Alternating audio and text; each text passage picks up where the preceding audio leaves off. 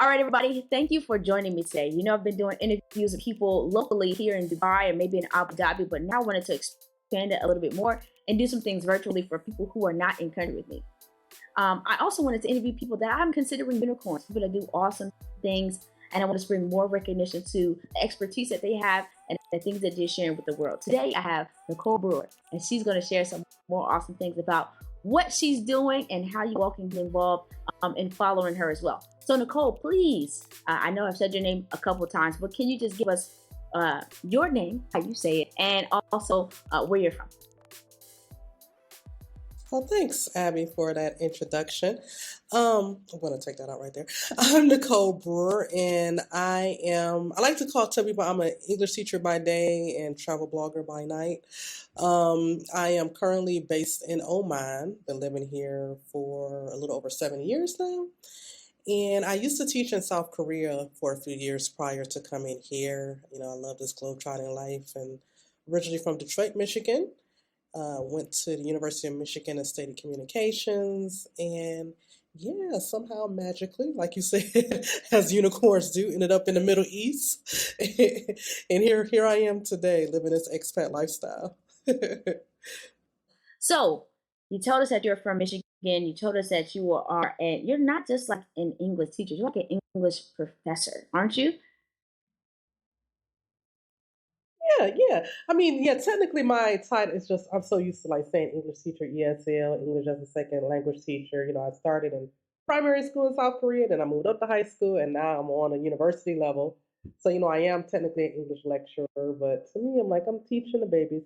At the end of the day, I'm an English teacher, lecturer, whatever title you want to put on it. It's all Wonderful, love. wonderful. So before we get into your travel blog expertise, I'd like to know a little bit more on how you got into education and then how you got to, go to South Korea. How did all of that kind of manifest itself?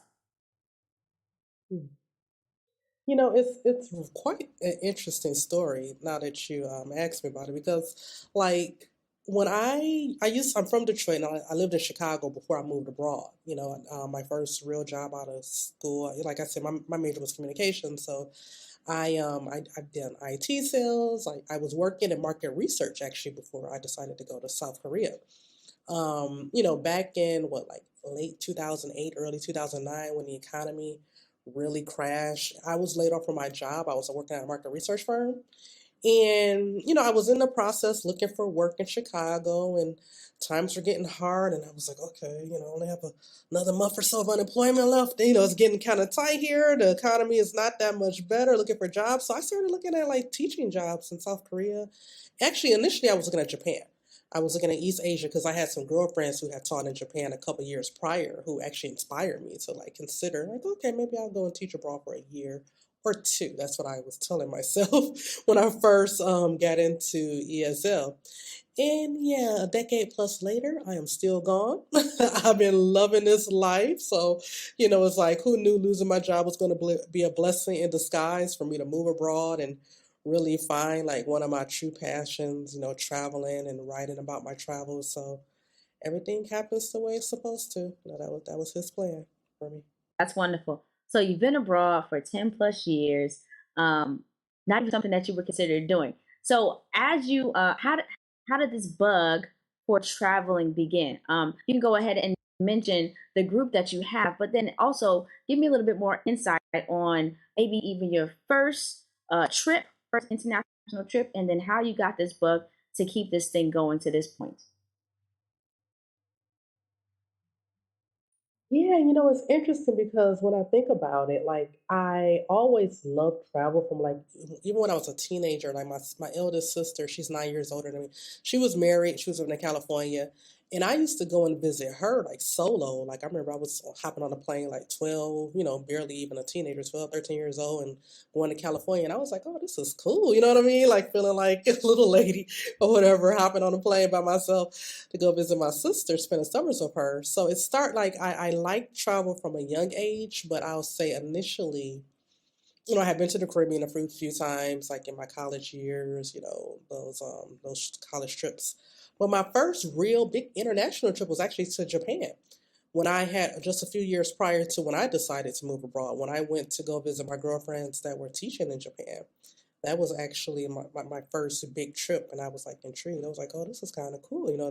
They had studied Japanese in school, so they were over there, teaching English, and they were, semi-fluent in Japanese. And I was like, oh, I think it was like locked and loaded in the back of my mind, like, okay, maybe you should consider this. But really that's how it started for me. Like that trip inspired me, like when I was laid off, to consider teaching English abroad. And I just found out it was my passion. Being abroad, it gave me more access to travel and go to other places in East Asia. When I was living in South Korea, I went to the Philippines and Thailand and different places. And the blog actually started in my last year of working in South Korea. Me and my business partner, Renee, she's based in Australia. At the time, she was moving to Australia and I was moving to Oman. And we decided to start the site as we were leaving, moving to our next destination. We wanted to have like a global community to inspire people to travel and to live abroad like we were doing. So that's really how like the I Love the Globe Trot, the site and the travel group actually came into fruition. All right, awesome. So I wanted to know a little bit more about you and your business partner. What's your first, like, why you created this community for I Love to Globetrot, and what did you all want to start, or what have you all been able to create thus far? Hmm. Yeah, that's a good question. So, like, the thing about it, when me and Renee started, well, Renee and I, when we started I Love the Globetrot, we both were in the process of leaving South Korea to move on to our new destination. So, you know, going to Australia was going to be new to her, and Oman was going to be new to me. So, we had this brainchild. We were like, okay, I remember we had like a planning, like a brainstorming meeting, and we was, the vision and coming up with the logo and all of these things, working together. And we were like, oh, we're going to have an all-encompassing travel site. Like to us, we were like, it's not just going to be a blog. Like this is what we're telling ourselves. Like we're going to have, all of these different things, group trips, and which we have done with the travel group on Facebook. I Love the Globetrotter community. We have like 10,000 plus members now. We've been steadily growing that community, and I really enjoyed the blogging side. Like I knew I could write, but I really like it's flourished since being in Oman. Like some of the opportunities that have come about in National Geographic and BBC Travel and different things, because Oman was like, it still is an up and coming destination. And it's interesting to people. Like I literally had a writer at BBC Travel like Googled Oman, and like I Love to Globe Travel was one of the first sites that came up, and she reached out to me, and I was just like, what? Like, how does that happen? You know what I mean? Like she pitched me to interview, and I was like, wow, that's pretty cool. So we worked on, we've had the group trips that we are still, hopefully post COVID we'll be able to get back on. We were planning to do a retreat this year, but as it so happens that we couldn't work that out. But at one point we were actually like researching investing in a travel app. So we've had different ideas, but it's like just to really find like that bread and butter. We had a store, we're selling product and gear. So we've had different outlets, but the for me personally, like the blogging side has been like really my bread and butter, like my baby, which I enjoy the writing and, reaching out to hotels, pitching for opportunities and things like that. So that's where I found the most success. But inshallah, like we say in this region, we'll get back on it with the group trips and travel with our community. Looking forward to getting back into that. So yeah. And that's great, because I think that's one of the things that we don't necessarily consider. There's so many talented individuals out there that don't realize that there's many opportunities for them to continue to do the things that they love, or that they're just interested in. But you saying Mhm. that, writing has been like your passion, and you take that coupled with traveling, and you have awesome opportunities to build these partnerships with people, and do something that you love, and be able to reap the benefits that they have to Mhm. offer as well. And so you're providing a service, but then also getting able to experience these wonderful places that I've seen you go and experience. And I love that about, how you've been able to marry those two things, to not necessarily always benefit yourself, but I mean, why not, right? That part exactly. And then like I didn't even mention, like I have truth be told, I have to do better with keeping up with the blogging side, the I Love to Globe Trotter travel site, because I've been freelancing on the side too. Like I've been working with as a contributor for Tripsavvy for the past year. So, I get like multiple assignments per month from them. So it's like, okay, I get these assignments from them. I'm trying to keep on top of that. I was like, okay, but the blog is suffering. I got to get back onto the blogging side and make sure I get some content on there. So, the struggle has been real, like not really traveling the way that I'm used to right now with the pandemic. So, it's been a work in progress, but like at the end of the day, I realized, I was like, my story, like you said, it's like unique to me, right? So at first I was like, oh, I haven't been able to travel and really have much to write about, but I'm like, okay, write about living in Oman during the pandemic. Like my story is still something to be told. So you have to like realize that at the end of the day, like it's the travel side, it's the expat side, marrying both of them onto the website. So. That brings a two-part question for you. In terms of that, being a freelancer for Tripsavvy, the question is kind of like, what kind of assignments have you been getting, like during COVID? And how are you able to complete those things? Because it's not necessarily that you didn't want to travel; none of us could.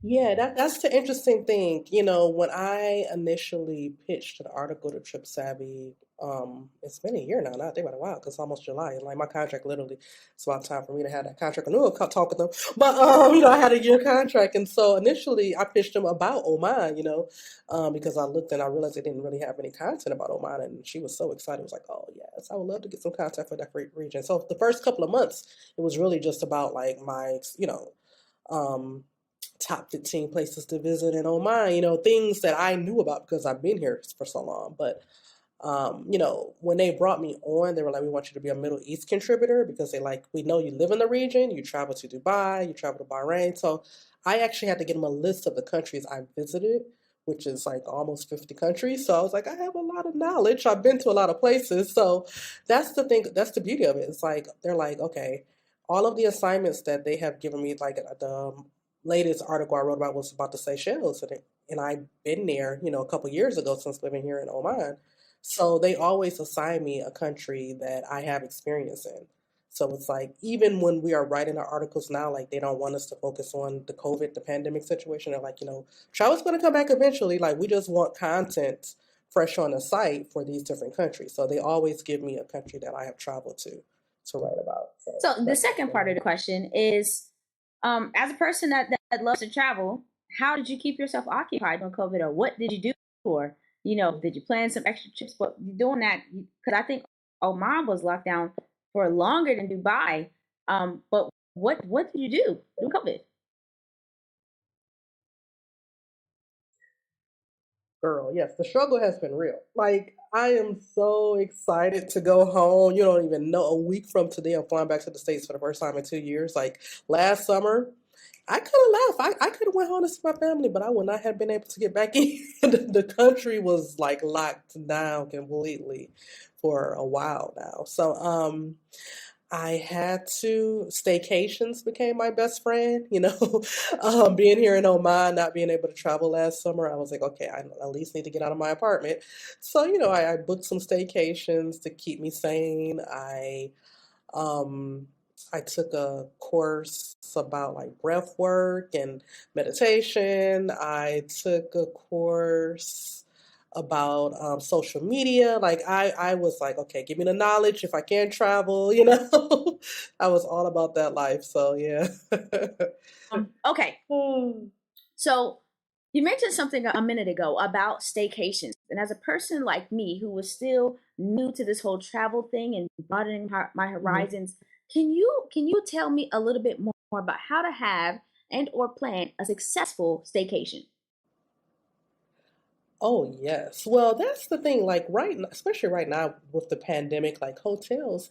I mean, technically, Oman, our borders aren't open for visitors. Only residents can come and go.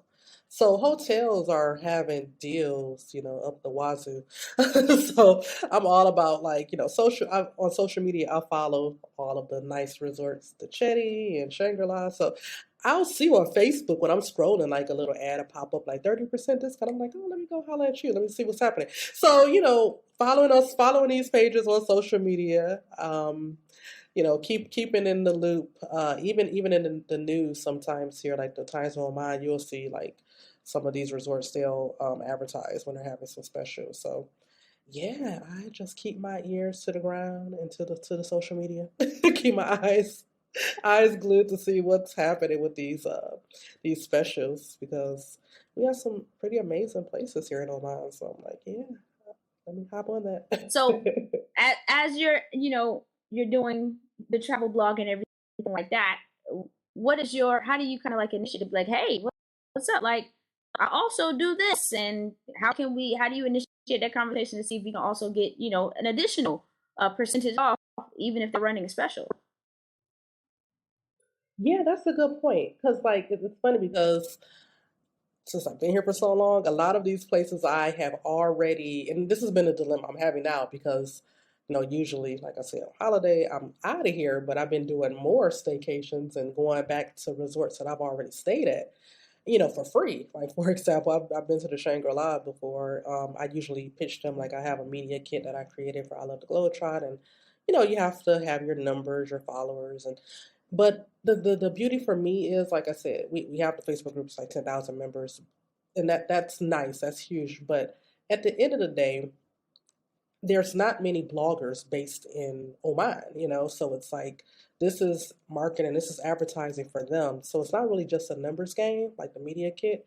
For me, the fact that I have also been featured in different publications, I make sure I put that in the email, like, oh, I've been featured in ABCD.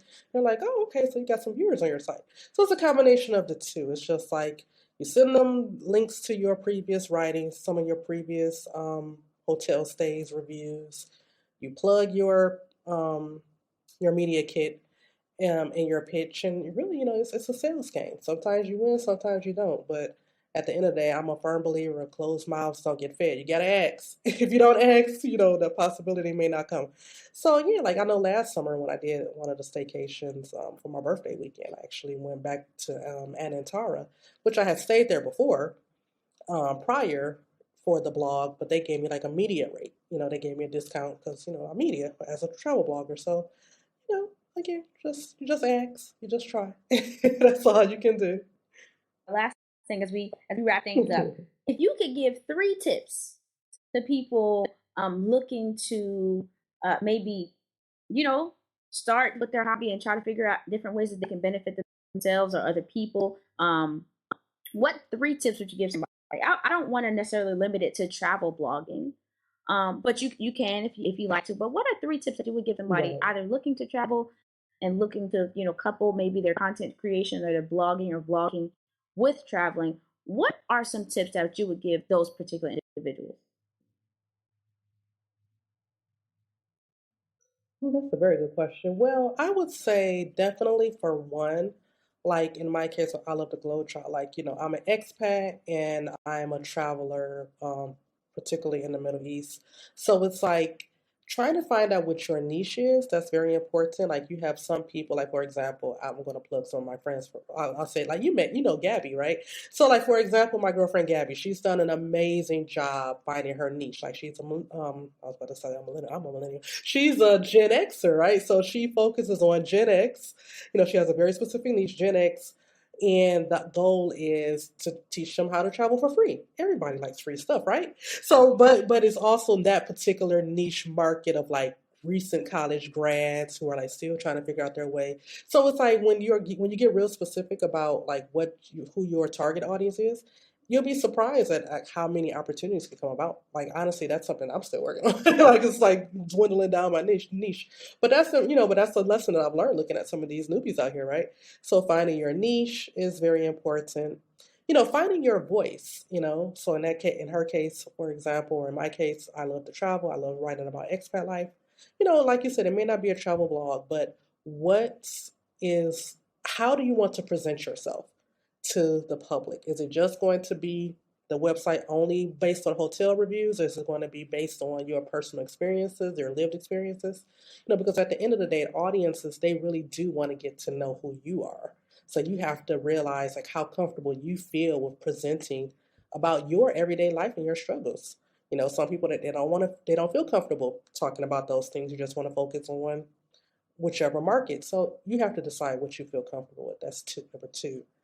And number three, I would say realize that what is your strong suit when it comes to social media? Do you want to work on podcasting? Do you want to work on travel blogging and writing? Do you want to work on vlogging?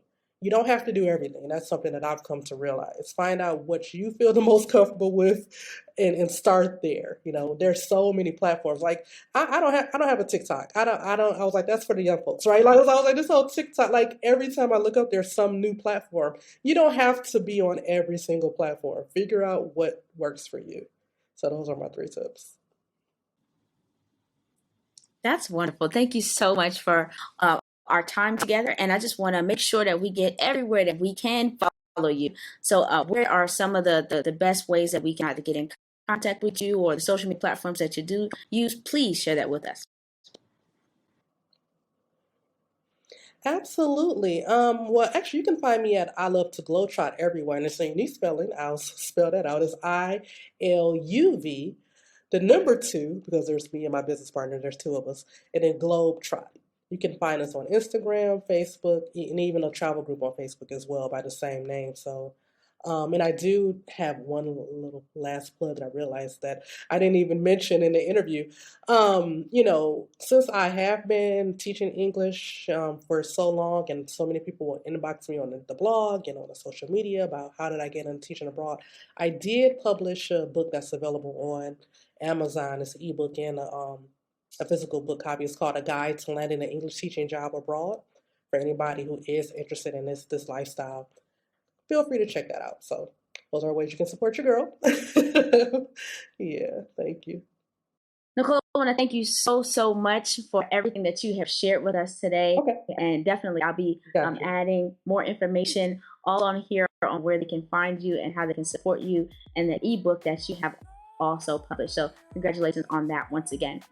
If you are out there and you know a unicorn, you are a unicorn, you want to have a conversation with me and share more with the world about what you do and how you can benefit others to receive this particular information, go ahead and comment below, give them a tag and let me know. And I look forward to seeing you all in the next interview. So thank you again, Nicole. Thank you so much, Abby. Take care, everyone.